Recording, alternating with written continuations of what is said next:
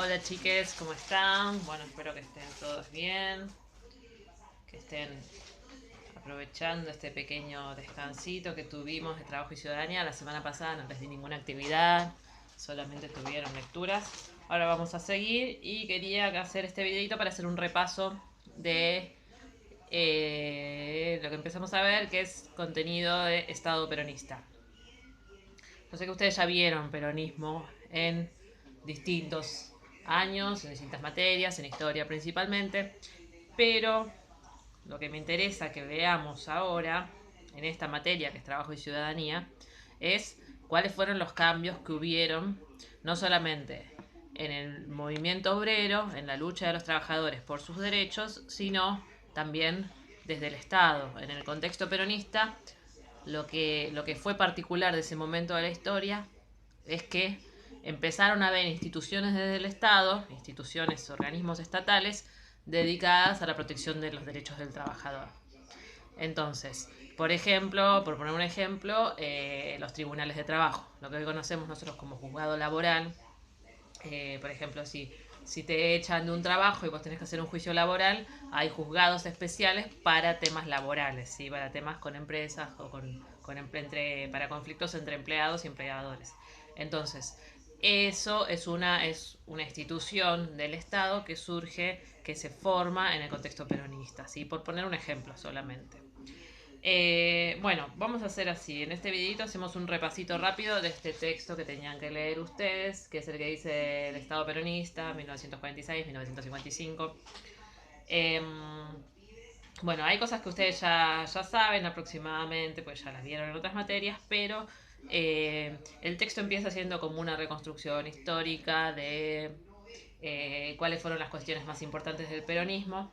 Y lo que me interesa que veamos nosotros acá, por ejemplo, del modelo de sustitución de importaciones. ¿Se acuerdan que lo que empezaban a hacer, aprovechando el contexto de conflicto mundial de la posguerra, posterior inmediatamente a la Segunda Guerra Mundial, era en realidad ya se venía aplicando desde el contexto de la Segunda Guerra Mundial el modelo de sustituir importaciones. Entonces, objetos, productos que se hacían, que se consumían acá y se importaban hechos en otro país, realizados en países centrales industrializados, que ya estaban industrializados como nosotros vimos en periodos anteriores, se empezaban a producir acá, ¿sí? Entonces, la primera forma de sustitución de importaciones era lo que el texto va a llamar, bueno, sustitución fácil de importaciones, porque eran, por ejemplo, sustituir la industria textil. Son industrias que son fáciles de desarrollar, como vimos en toda la revolución industrial. Hay industrias que son más fáciles, que se desarrollaron al principio, y hay industrias que son más complejas, que necesitan determinado desarrollo científico, tecnológico, ¿sí? Entonces, cuando vemos en los planes quinquenales que se hicieron durante el peronismo, que eran básicamente planes de 5 años donde se planificaba la economía, qué era lo que tenía que hacer la economía, cuál era el área de la economía de la industria que había que desarrollar en esos periodos de 5 años. Toda la política económica del peronismo, ¿a qué apuntaba? A desarrollar y a fortalecer la industria. Entonces, ¿esto qué tuvo? Tuvo una consecuencia que es la que a nosotros nos interesa en esta materia, que es un desarrollo de un movimiento obrero organizado. ¿Sí? Cuando empiezan a haber más fábricas, empiezan a haber más trabajos, más empleo en industrias para los obreros, empieza a haber una clase obrera. ¿Sí? Cuando empieza a haber una clase obrera, vamos a decir, por consecuencias sociales casi inevitables, empieza a organizarse, porque empiezan a haber problemas comunes que tienen los trabajadores, que se dan cuenta que tienen los mismos problemas, entonces empiezan a reclamar los mismos derechos.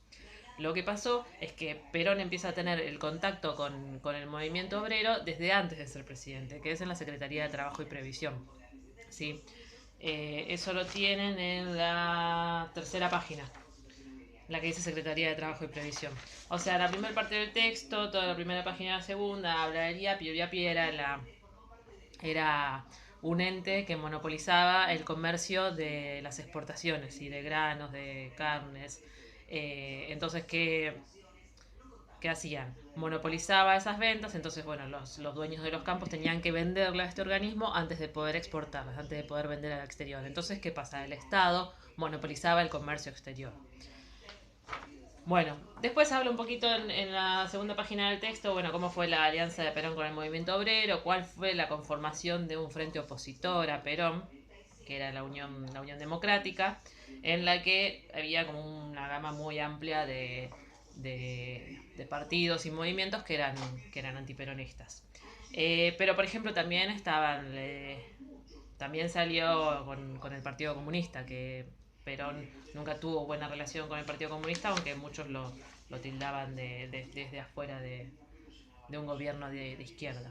Bueno, y entonces lo importante, muy importante, es lo que aparece en este texto, que es la Secretaría de Trabajo y Previsión. Porque, bueno, nosotros después de que veamos peronismo y de que veamos todo el proceso dictatorial, vamos a empezar en la otra unidad a ver los contenidos de la ley de contrato de trabajo. Entonces es importante que entendamos que hay todo unos antecedentes previos para llegar a la formulación de la ley, que es la que tenemos hoy, que siempre está en discusión, igual porque se van rediscutiendo y redefiniendo cosas. Las leyes no son estáticas, no se quedan para siempre igual.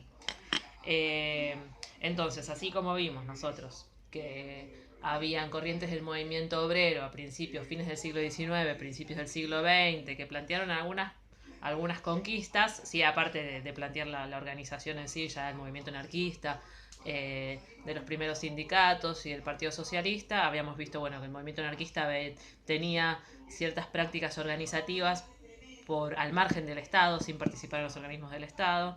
Después el sindicalismo, bueno, organizó los primeros gremios más importantes, que eran los que tenían que ver con el comercio de exportación, por ejemplo, los trabajadores de los puertos, era un ejemplo claro. Y después vimos el socialismo que planteaba sus demandas en el marco del Congreso, ¿sí? Entonces, bueno, alguna de las leyes que habíamos visto como una de las más importantes era la ley de descanso dominical.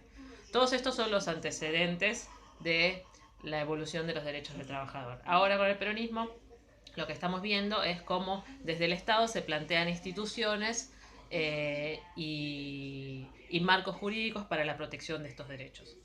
Entonces, tenemos acá una listita donde aparece, bueno, cuáles son los avances, algunos de los avances más importantes desde lo institucional, ¿sí? Entonces, bueno, tenemos el Estatuto del Peón, tenemos un sistema de seguridad social y una jubilación, mejoras salariales, los tribunales de trabajo, como les decía, y el reconocimiento de asociaciones profesionales. Y esto último, que parece como medio, no sé si se entiende bien qué significa, es importante porque lo que fue el reconocimiento de las asociaciones profesionales es que los gremios puedan organizarse por su tipo de trabajo y no por la empresa a la que participan. Vamos a decir, por ejemplo, hasta ese momento la forma de organización de los sindicatos podía ser, por ejemplo, todos los trabajadores de una marca conocida, de Coca-Cola, ¿sí? Entonces, todos los trabajadores de Coca-Cola formaban un sindicato como trabajadores de esta empresa. Ahora, las asociaciones profesionales y esta legislación nueva lo que implica es que en realidad la forma de organización no es por el lugar en donde trabajan, sino por la tarea que hacen. Entonces, hoy día tenemos, dentro de los trabajadores de Coca-Cola, podemos tener los trabajadores del gremio de camioneros, que son los que reparten la Coca-Cola, los trabajadores del gremio eh, de publicidad, que son los que hacen la publicidad de Coca-Cola. Entonces, cada trabajador se organiza de gremio según su tipo de tarea, porque cada tipo de tarea es específica, depende de determinadas horas, determinados esfuerzos del cuerpo o esfuerzos de la mente o determinadas tareas físicas, ¿sí? Entonces cada trabajador es mejor que esté organizado en función de la tarea que tiene que hacer y no en la empresa en la que trabaja, ¿sí? Bueno, estas son las cuestiones más importantes. Y después, por último, el texto de constitucionalismo social, que vamos a presentarlo ahora también, y es importante, tiene que ver se refiere a la reforma constitucional del año 49. El constitucionalismo social es una corriente que surge, aparece acá en la Revolución de México de 1910, pero lo más importante es que la mayoría de las constituciones que surgieron en el siglo XIX son constituciones básicamente liberales, que tienen que ver con la defensa principalmente de los derechos individuales. El constitucionalismo social, los derechos individuales, bueno, habíamos dicho el derecho al voto, el derecho a la libertad de pensamiento, ¿sí? Los derechos individuales aparecen derechos civiles, derechos políticos.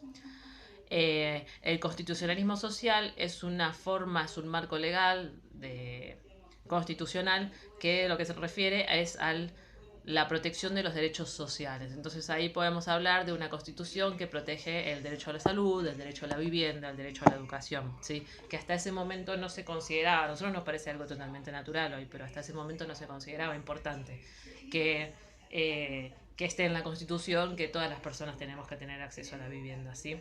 Bueno, posteriormente esa constitución va a ser derogada con la Revolución Libertadora, con la dictadura, que lo saca Perón de la plaza después de los bombardeos de la Plaza de Mayo, que lo saca Perón de la Casa Rosada. Y bueno, todo el desarrollo de derechos sociales que se habían generado en la Constitución de 1949 en realidad pasan a ocupar lo que hoy día es el artículo 14 bis, que está todo lo que refiere a la organización gremial, a los derechos sociales, ¿sí? Bueno, yo les voy a dar en principio una tareita para que hagan una línea de tiempo primero para repasar algunas cuestiones básicas de este momento de la historia y después algunas preguntas para que contesten sobre el peronismo, ¿sí? A ver si podemos pasar rapidito estas unidades más históricas, así ya podemos empezar a ver el derecho laboral hoy, ¿sí? Bueno, acuérdense de dejarme las dudas, preguntas, consultas, todo lo que tengan, si quieren abajo del videito y si no en privado, ¿sí? Les mando un abrazo.